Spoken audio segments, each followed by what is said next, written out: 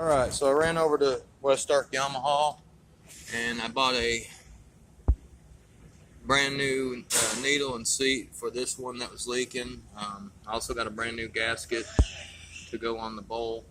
I ran my jets through my cleaner, and this gasket looks like it's going to be okay. Cleaned all the jets and stuff out.